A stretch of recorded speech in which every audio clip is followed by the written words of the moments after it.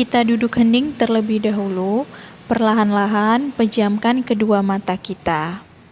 Ya Allah, ya Tuhan kami, terangilah hati dan pikiran kami, sehingga kami menjadi anak yang baik, jujur, pandai, berbudi pekerti yang luhur, berakhlak mulia, tidak menyakiti orang lain, sayang dan hormat kepada kedua orang tua, sayang dan hormat kepada guru kami, dan sayang kepada teman-teman kami. Terima kasih ya Allah, terimalah doa kami. Perlahan-lahan bukalah kedua mata kita, duduk hening selesai. Anak-anak, perhatikan beberapa gambar berikut. Gambar tersebut menunjukkan keadaan lingkungan yang bersih dan lalu lintas yang tertib. Hal tersebut dapat terwujud jika warga masyarakat bertanggung jawab untuk menjaga kebersihan lingkungan dan mematuhi rambu lalu lintas.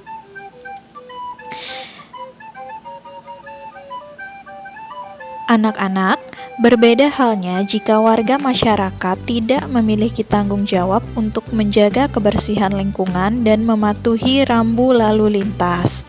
Hal tersebut dapat menyebabkan munculnya permasalahan sosial. Setiap warga negara mempunyai tanggung jawab yang harus dilaksanakan sesuai perannya di dalam masyarakat.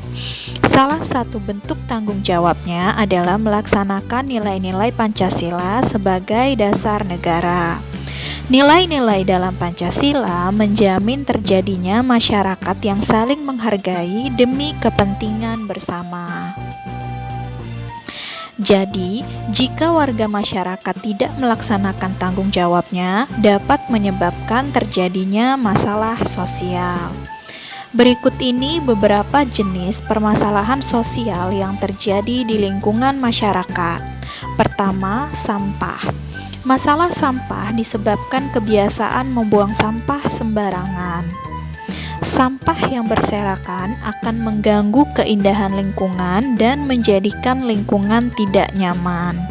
Untuk mengatasi masalah sampah dapat dilakukan dengan membiasakan dan menganjurkan membuang sampah pada tempatnya, juga dapat dilakukan program daur ulang limbah.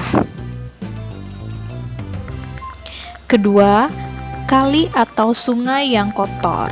Kali atau sungai kadang-kadang dijadikan tempat pembuangan sampah bagi warga masyarakat maupun limbah dari pabrik. Semua ini membuat kali menjadi kotor dan daya tampungnya berkurang. Akibatnya, pada musim penghujan, air kali meluap dan menyebabkan banjir. Untuk mengatasi masalah sungai yang kotor dapat dilakukan dengan sosialisasi tentang prokasih atau program kali bersih dan tidak membangun rumah di sekitar daerah aliran sungai. Masalah sosial berikutnya adalah bangunan liar. Bangunan liar sering kita jumpai berada di atas saluran air, di trotoar, di taman-taman kota, dan di kolong-kolong jalan layang. Hal ini akan menyebabkan masalah kesehatan dan kebersihan lingkungan yang menimbulkan ketidaknyamanan masyarakat. Untuk mengatasi masalah bangunan liar diantaranya dengan menertibkan bangunan liar, kemudian menuntaskan kemiskinan, dan membangun rumah susun bagi warga miskin.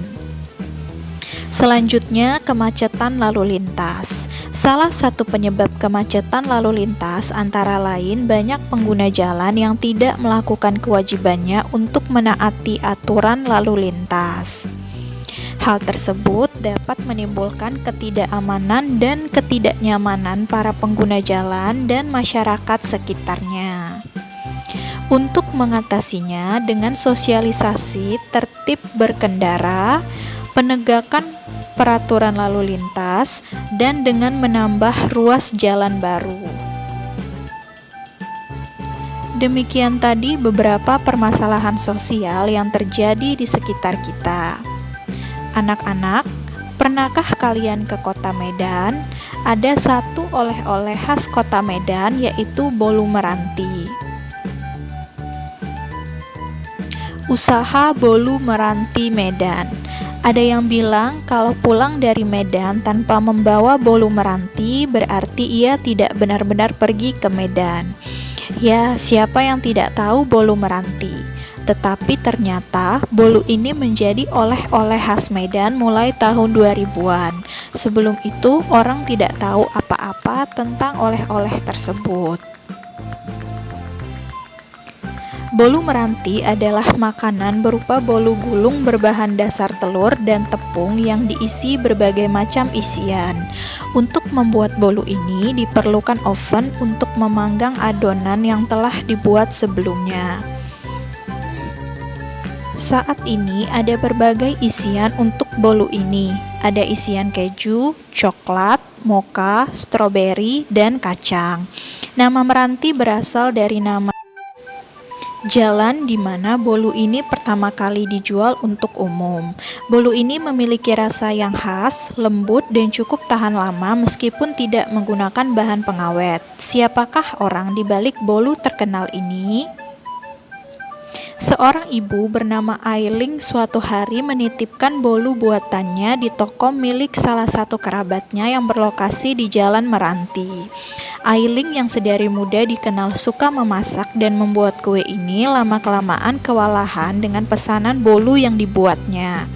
Hingga suatu saat ia membuka gerai sendiri di tempat yang lain. Namun ia tetap menggunakan nama Meranti sebagai nama bolunya untuk menjaga agar pelanggannya ingat akan bolu buatannya. Ailing tidak menyangka usahanya ini dapat membuat kota Medan semakin terkenal. Banyak orang telah mendapatkan manfaat dari usahanya membuat bolu. Bahkan ia pun membuka gerai di Bandar Udara Internasional Kuala Namu untuk memudahkan pelanggan mendapatkannya sebagai oleh-oleh khas kota Medan.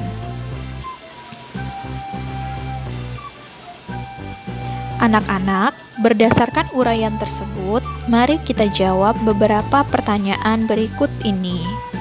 1. Bagaimana kue bolu meranti menjadi oleh-oleh khas kota Medan? Bolu ini memiliki rasa yang khas, lembut, dan cukup tahan lama meskipun tidak menggunakan bahan pengawet, sehingga disukai para pelanggan dan akhirnya menjadi oleh-oleh khas kota Medan. 2. Apa saja usaha yang dilakukan pemiliknya sehingga membuat bolu ini terkenal? Ailing membuka gerai sendiri di tempat yang lain. Bahkan ia pun membuka gerai di Bandar Udara Internasional Kuala Namu untuk memudahkan pelanggan mendapatkannya sebagai oleh-oleh khas kota Medan. 3.